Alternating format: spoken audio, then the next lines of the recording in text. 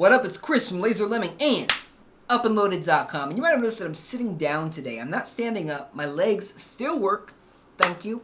But I'm sitting down so you can see this side of my office here. I'll stand up in a future video. I will stand up for you. But sitting down, let me know what you think in the comment section below. I kind of like this format. I like to switch it up though. So maybe next time I'll stand up. But I also have this beautiful Blue Yeti microphone that I want to get set up so you can hear some crisp, clear audio directly to your ear hole. So look out for that.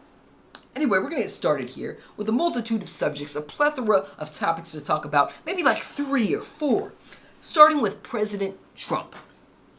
So, Donald Trump, Donald J. Trump, you might know him as the 45th president of the United States, you might know him as the host of The Apprentice, or you might know him as the lover of former playmates. So, however you know him, he is currently going to be speaking next week to the video game industry. At least that's according to Sarah Huckabee Sanders. Now, the Entertainment Software Association, the ESA, that's comprised of members of the top video game companies like Activision, Ubisoft, EA, etc., etc. They said, we don't know what they're talking about. Nobody's approached us. So maybe they're going to be speaking with some mobile indie developers for all we know. Or maybe it was just a deflection to not get the topic on guns. So, Parkland school shooting happened. You might have heard of it. 19-year-old killed like 20 people, kids and adults alike. Very sad. Very sad. Anytime this happens, very awful.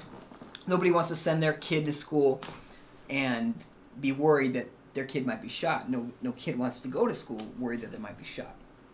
So, obviously a very sad thing. But anytime this happens, fingers start flying in every direction. You've got people saying, ban all guns. And you've got people blaming video games for this sort of thing. The NRA, the National Rifle Association, likes to blame video games because when you start talking about gun regulation, it essentially means sales for guns are limited. So less people have access to buy guns. And they don't like that. They don't like that. So they like to blame video games because better you than me. Now, Donald Trump, he kind of likes this narrative. He's gone to it several times. He thinks video games are too violent. He also has said similar things about violent movies. Now, according to Sarah Huckabee Sanders, the White House press secretary, he's going to be speaking with the video game industry sometime next week. ESA says we don't know what he's talking about. But that's the plan. Some people are very worried that Trump is coming for their video games. A lot of people are saying, well, that's what you gamer gators get for voting for Trump. Honestly, I don't think much is going to happen either way. First Amendment still exists, so that's free speech.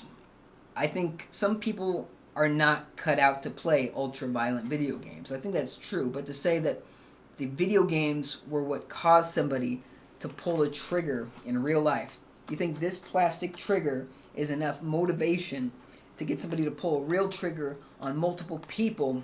I think that's ridiculous. But who am I? Who am I? But that's what's happening. Some people are worried that Trump's coming for the game. Some people are taking delight in the fact that the people that voted for Trump are going to be hurt by this. The reality is that real people were hurt, and that's the saddest thing of all. Now you got Walmart and Kroger and Dick's Sporting Goods and a bunch of other stores are raising the age limit to buy real guns to 21. But I digress. We're going to move on to something a little bit less sad. Starting with the Nintendo Switch. Turns a year old on March 3rd. And I got my Switch at launch. Stood outside of Target at like 5 in the morning, waiting 3 hours for it to open, but I got one. Got a Switch. You can see my unboxing video. I'll try to put it in the info box below. Anyway, people are getting upset. People are getting upset because there's people, I don't know if you know this, but on this globe of ours, there are people that live in the future. So we in America live in the past, but in Australia, they live in the future. So right now, it's like 4:38 p.m. in America and Australia. It's tomorrow. It's tomorrow, and it's been tomorrow for several hours now. So in Tomorrowland, Australia, some people have noticed, the ones that got their Switch at launch, some people have noticed that their play log, the time that you've played each game in your Switch, like Zelda or ARMS or Mario Kart, whatever, it's starting to reset. Pretty much games like Zelda, games that you've had for a year. Mario Kart came out a month later. ARMS came out multiple months later. So let's talk about Zelda, because that's the big one that people are freaking out about. So some people have put hundreds of hours into Zelda, and they're proud of it. And they're happy that their play log shows that they put in like 400 hours, 500 hours into their Zelda save. But they're not happy that their Zelda play log has disappeared down to 0. People are freaking out. Nintendo kind of screwed the pooch, it looks like. According to Reddit, they said that the Switch logs the date you started a game, but not the year. So as soon as you roll back the clock to March 3rd, it just thinks you just started. So you start right back at 0. Very Y2K.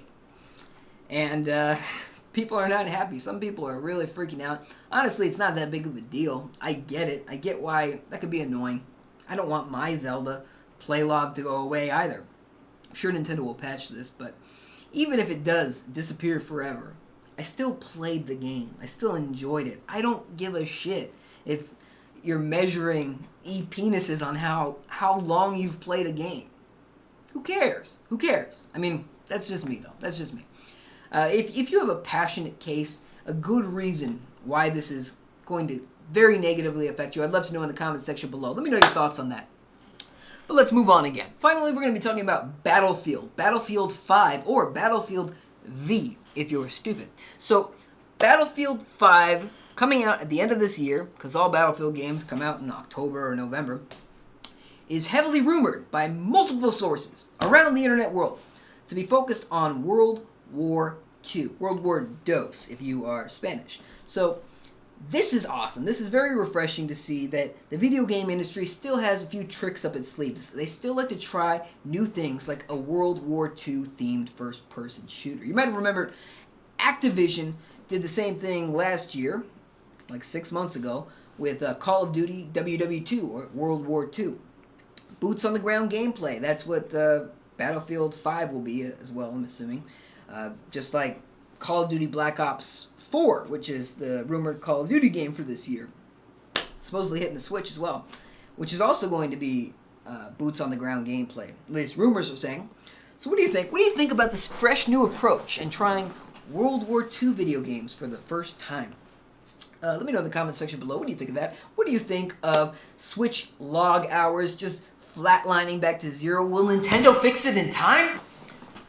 And what do you think about this whole school shooting stuff and video games possibly being the culprit? I personally don't think that they are, but some people really want to make that the case. Let me know your thoughts in the comment section below. Subscribe for more if you have not already. Thank you very much for watching. I am in love with you. I'll see you next time.